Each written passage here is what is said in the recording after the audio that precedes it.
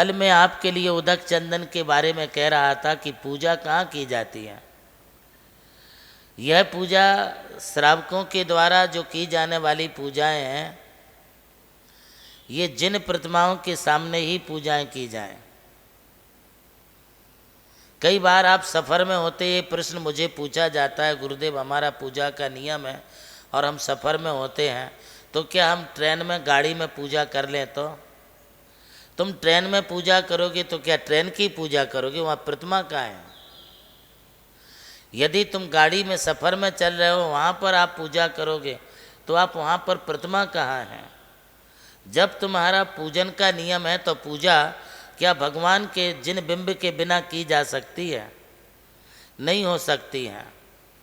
हमें इतना ही सफ़र करना चाहिए जिस सफ़र से आपके द्वारा आपके जिनेंद्र भगवान के दर्शन पूर्वक पूजा का नियम भंग ना हो। इसलिए जिन ग्रह जिन नाथ महम यजे की जो बात है, ये जिन बिंब के सामने ही होगी।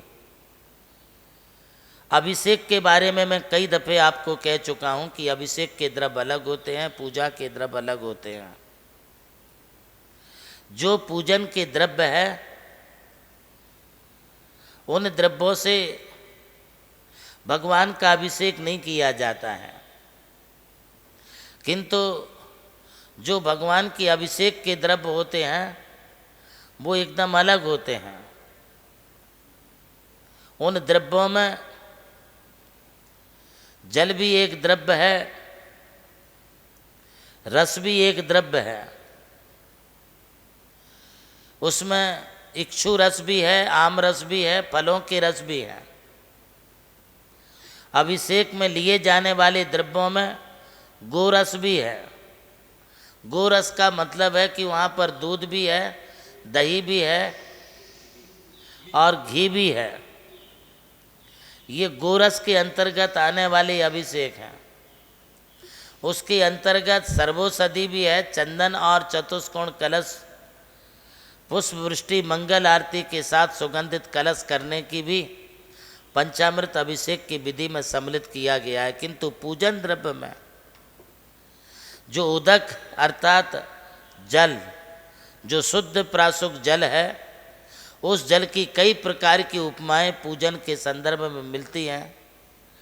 कोई कहता है कि ये जल क्षीर सागर का जल है, कोई कहता है कि ये गंगा का जल है, कोई कहता है कि हिमालय के मानसरोवर का जल है, कोई कहता है कि ये जल नाना प्रकार की नदियों से और झरनों से, कुएं से लाया गया ताज़ा जल है।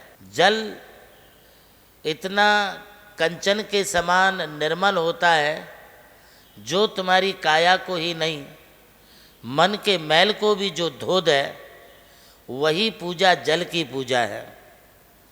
जल चढ़ाने का उद्देश्य सिर्फ पानी चढ़ाना, पानी इससे कलश से दूसरे कलश में डाल देना, ये अर्थ नहीं है, बल्कि जल चढ़ाने का उद्देश्य जन्म जरा मृत्यु विनाशनाय, जलम निर्पामति सोहा। यह शब्द जब आप बोलते हैं तो आपके द्वारा चढ़ाया गया जल आपके लिए जन्म जरा अर्थात बुढ़ापा और मृत्यु मौत से बचाने का निमित्त बन जाता है। पुण्याश्रव कथा कोश में 2 माली की लड़कियों का उल्लेख आता है। अब वो जैनेतर होने की वजह से भगवान पर जल नहीं चढ़ा सकती थी, किंतु उन माली की लड़कियों ने मंदिर की देहली पर रोज आकर के जल चढ़ाते थे, उससे मंदिर की देहली साफ करते थे। उस पुण्य प्रताप से वो राजकुमारियाँ हुई और फिर कर्मों तप करके आर्य का दीक्षा लेके स्त्री पर्याय का छेद करके परंपरागत उन्होंने मोक्ष प्राप्त किया। ये जल चढ़ाने के पीछे अपना ये उद्देश्य है। अपना उद्देश्य चंदन चढ़ाने के पीछे भवताप विनाशनाय।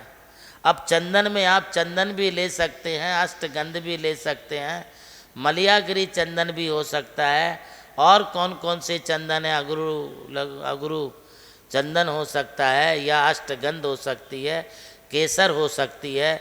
इन समस्त द्रव्यों को चंदन के रूप में लिया जाता है। यदि जल भगवान के ऊपर से चढ़ा सकते हैं, चरणों में चढ़ा सकते हैं, इसी तरह से यह गंध की पूजा है, चंदन की भी पूजा है।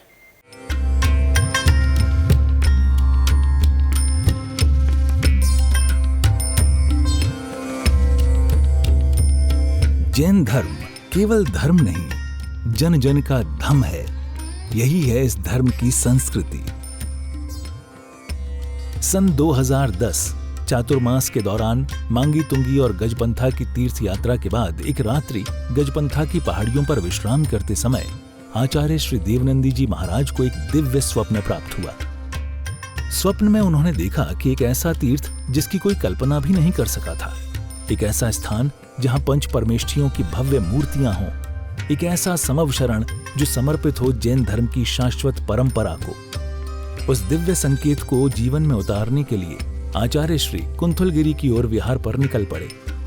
वहां एक श्रद्धालु ने अपनी भूमि पूज्य गुरुदेव को समर्पित की और यहीं से आरंभ हुई मुंबई आगरा हाईवे NH3 स्थित णमोकार तीर्थ के निर्माण की महायात्रा।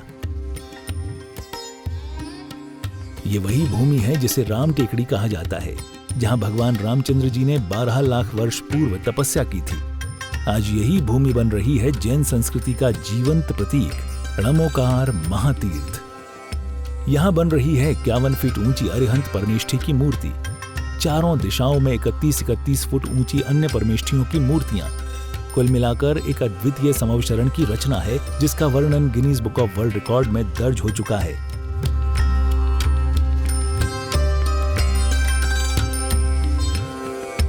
इस भव्य मंदिर जी में स्थापित किए जा रहे हैं 24 तीर्थंकरों के 24 मंदिर, पंचमेरु, नंदीश्वर द्वीप, नवदेवता और 64 रिद्धि मंदिर, सप्तऋषि मंदिर और गोमटेश्वर बाहुबली, संवेद शिखर जी की झलक और क्षेत्रपाल मंदिर। यहाँ पर अब तक 250 से अधिक कमरे निर्मित हो चुके हैं, जिनमें 75 साधु साध्वियों के लिए एवं यात्री निवास आधुनिक सुविधाओं से युक्त है। AC रूम, भोजनशाला, कैंटीन और विशाल गुरु मंदिर। णमोकार तीर्थ का भूमि पूजन 8 फरवरी 2014 को संपन्न किया गया था और आज लगभग 10 लाख स्क्वायर फीट से अधिक निर्माण पूर्ण हो चुका है और अब यह दिव्य तीर्थ अपने चरम आयोजन की ओर अग्रसर है। 2026 में जिन शासन के वरिष्ठतम आचार्य परम पूज्य साधना सम्राट गणाधिपति गणधराचार्य श्री कुंथु सागर जी महाराज के सानिध्य में एवं परम पूज्य प्रज्ञा श्रवण सारस्वताचार्य श्री देवनंदी जी महाराज की प्रेरणा एवं निर्देशन में 400 से अधिक साधुओं की उपस्थिति में आगामी 6 से 13 फरवरी 2026 में णमोकार तीर्थ का भव्याति भव्य अंतर्राष्ट्रीय पंचकल्याणक प्रतिष्ठा एवं महामस्तकाभिषेक महोत्सव का आयोजन होने जा रहा है। खुल रहा है पुण्य का द्वार, जो करेगा भव पार।